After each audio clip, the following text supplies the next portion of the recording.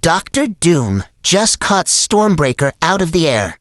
Not dodged it, not deflected it.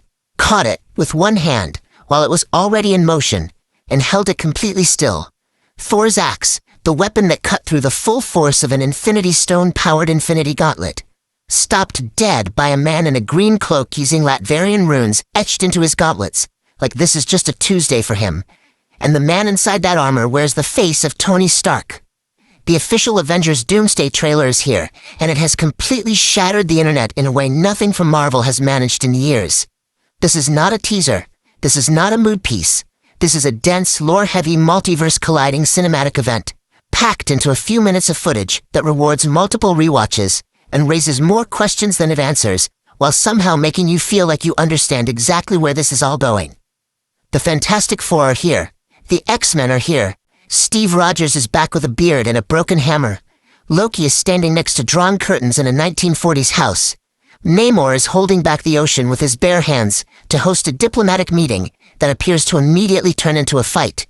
And Robert Downey Jr. sounds nothing like Tony Stark. That last detail is not small.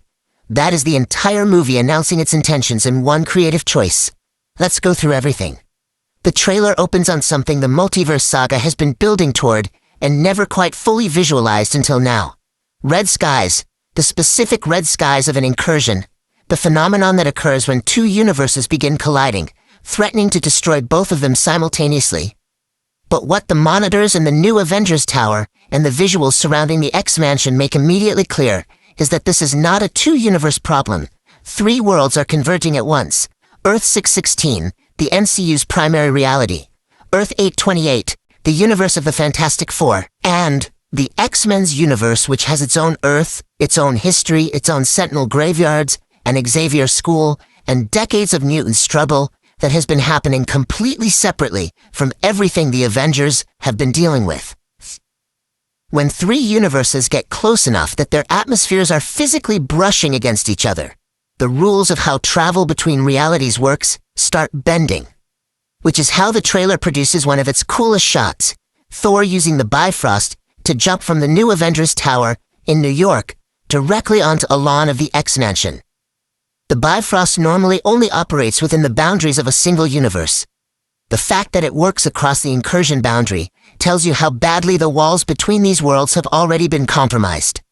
Now, Robert Downey Jr., let's take a moment here, because this performance choice is going to be the thing people talk about for months. The voiceover in the trailer does not sound like Tony Stark. It is not Tony's cadence, not his rhythm, not his specific brand of sarcastic confidence. Downey has constructed an entirely separate vocal identity for Victor Von Doom.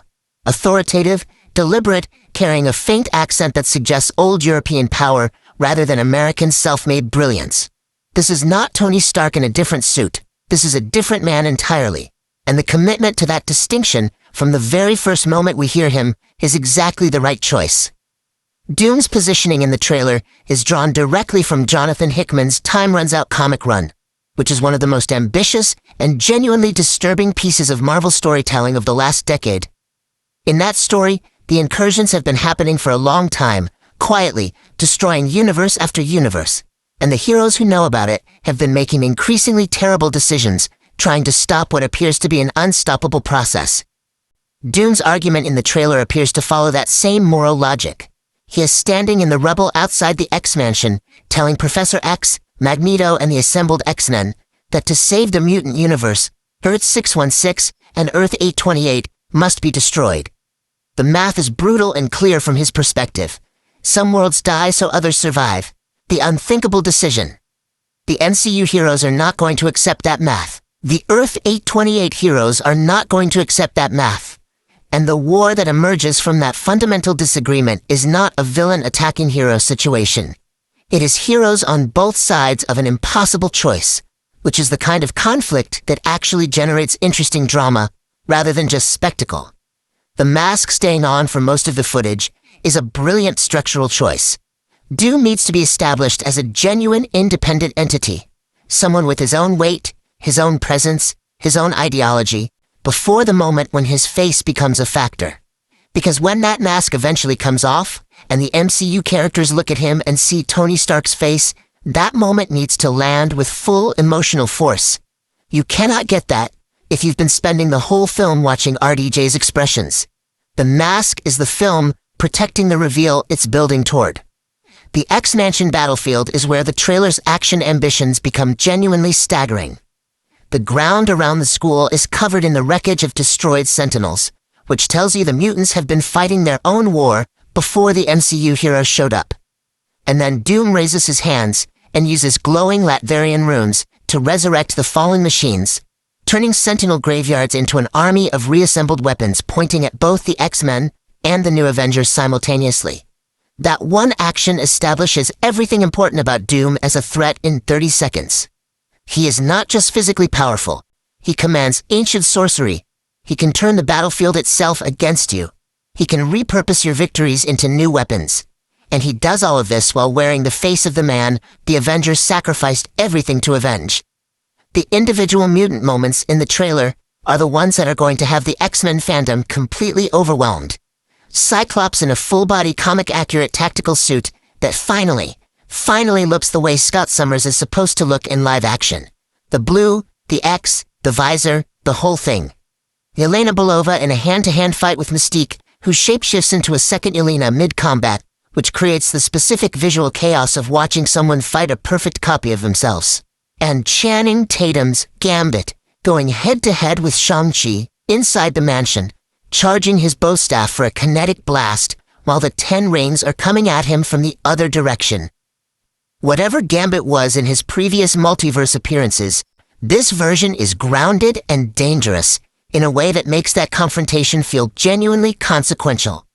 The new Avengers Tower situation is where the generational handoff of the MCU becomes visible.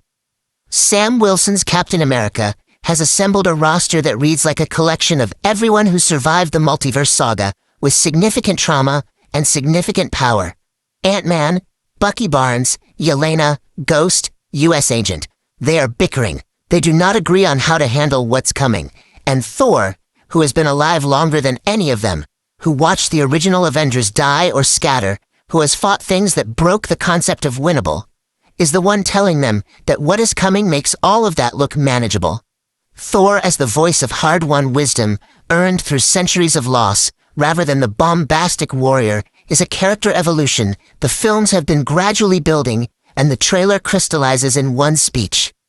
Reed Richards walking the MCU heroes through incursion mechanics at a tactical monitor, with Herbie E visible in the background. Herbie E is actually present in a major MCU event film, a detail that is going to make a very specific subsection of Fantastic Four readers incredibly happy.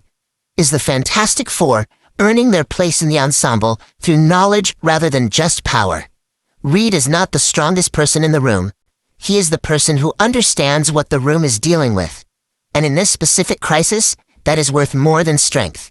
The telecon sequence is visually extraordinary and politically loaded. Namor is holding back the crushing weight of the ocean with his bare hands, creating a dry pocket in a temple so deep underwater that reaching it by conventional means is effectively impossible. He has made himself the door. If he stops holding, everyone dies. The diplomatic meeting happening inside that pocket includes Shuri, Baku, Ben Grimm, Sue Storm, Bucky, and John Walker, representatives of 3 distinct factions trying to find common ground with a man who has never particularly valued the surface world's opinion. The fight that breaks out is the trailer suggesting those negotiations do not go well, and Namor taking to the air in what reads as a combat-ready posture is pointing toward exactly what happens to him in the Hickman comics. A turn toward the Cabal, toward Doom, toward anyone who offers him something worth the price of his cooperation. If Namor aligns with Doom in this film, the heroes lose the ocean. That is not a symbolic loss. The Loki detail is the one that is going to send the lore community into a multi-day spiral. He is not on his temporal throne. He is not holding the multiverse branches together. He is standing beside drawn curtains in a home that is unmistakably decorated in a 1940s American aesthetic, in a TVA uniform with the World Tree etched onto his ID badge. The theory building around the Endgame theatrical encore post-credits scene is that when Steve Rogers went back in time to live his life with Peggy Carter, he created a branching timeline. That branch has been quietly incubating for decades of subjective time and has now produced an incursion. Loki, as the god of stories, as the entity with awareness of timelines that most characters cannot access, is at Steve's door to tell him what his choice set in motion, and to move Steve and Peggy somewhere they can survive what's coming. Which is how Steve Rogers ends up on Earth 828. And then the trailer's final emotional detonation, on board the Fantastic Four's ship. An older man emerging from shadow. A beard that didn't exist in Endgame. A hand extended in the specific gesture that has meant one thing in this franchise since 2011. And a fractured, reconstituted Mjolnir, Jane Foster's hammer, repaired but not healed, flying across the room into a grip that was always worthy of holding it. Steve Rogers is back, and he has had a whole lifetime to get ready for whatever comes next. The lore note attached to this reveal is the one that adds a personal dimension to the Doom conflict that pure ideology cannot provide. Reports suggest Doom holds a specific, deeply personal grudge against this variant of Steve Rogers. That he blamed Steve's timeline decisions for the incursion that killed Doom's family on Earth 828. If that is true, then the confrontation between them is not just a philosophical disagreement about which worlds deserve to survive. It is a man who lost everything, facing the man he believes made that loss inevitable. That is a conflict with emotional stakes that transcend the cosmic scale. The Easter egg margin of the trailer rewards the deeply attentive. The tapestry behind Doom in the official poster shows a fractured planet that reads as a Battleworld preview. The patchwork reality he constructs in Secret Wars from the fragments of destroyed universes. Angels, a mysterious staff-bearing figure, and a small boy with his mother, which for anyone who knows Doom's origin is immediately recognizable as a reference to Cynthia Von Doom, whose soul was claimed by Mephisto, and who represents the wound underneath all of Doom's ambition. If the film is going into that mythology, if Doom's cosmic endgame is at least partly motivated by his need to reclaim his mother's soul, then Secret Wars is not just a story about power. It is a story about grief and what a man with absolute power does when the thing he most wants cannot be conquered. What Avengers Doomsday is assembling in this trailer is something that requires both the emotional investment of 17 years of MCU's storytelling and the willingness to meet something genuinely new. Doom is not a villain in the traditional sense. He is a man who believes he understands the math of an unwinnable situation better than anyone else in the room, and who is willing to make choices that good people cannot make because he has already decided that goodness is a luxury the dying multiverse cannot afford. The heroes are not wrong to oppose him. He is not wrong about the math. That is the space where the best comic book stories live, and this film appears to be committing to that space completely. The multiverse is dying. The heroes are divided. Dr. Doom has arrived, and the man who built his armor from scraps in a cave is wearing an enemy's face, while arguing that some worlds have to be sacrificed for others to survive. So here is what I need from you. The Steve Rogers reveal. Does it hit the way you hoped? And what do you think Doom actually blames him for specifically? And Namor, full betrayal to the Cabal?